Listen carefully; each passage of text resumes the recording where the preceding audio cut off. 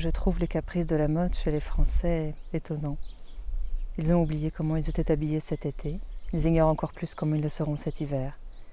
Mais surtout, on ne saurait croire combien il en coûte à un mari pour mettre sa femme à la mode.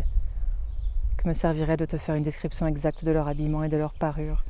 Une mode nouvelle viendrait détruire tout mon ouvrage, comme celui de leurs ouvriers, et avant que tu eusses reçu ma lettre, tout serait changé. Une femme qui quitte Paris pour aller passer 6 mois à la campagne en revient aussi antique que si elle s'était oubliée 30 ans. Le fils méconnaît le portrait de sa mère, tant l'habit avec lequel elle est peinte lui paraît étranger.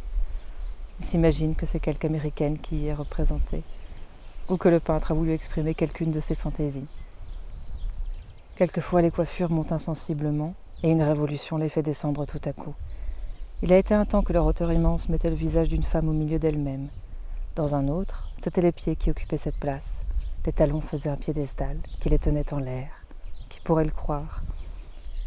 Les architectes ont été souvent obligés de hausser, de baisser et d'élargir leurs portes, selon que les parures des femmes exigeaient d'eux ce changement.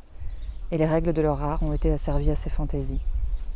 On voit quelquefois sur un visage une quantité prodigieuse de mouches, et elles disparaissent toutes le lendemain.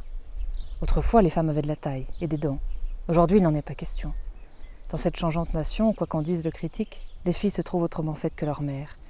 Il en est des manières et de la façon de vivre comme des modes. Les Français changent de mœurs selon l'âge de leur roi. Le monarque pourrait même parvenir à rendre la nation grave, s'il l'avait entrepris. Le prince imprime le caractère de son esprit à la cour à la ville aux provinces. L'âme du souverain est un moule qui donne la forme à toutes les autres. De Paris, le 8 de la lune de Saphar, 1717.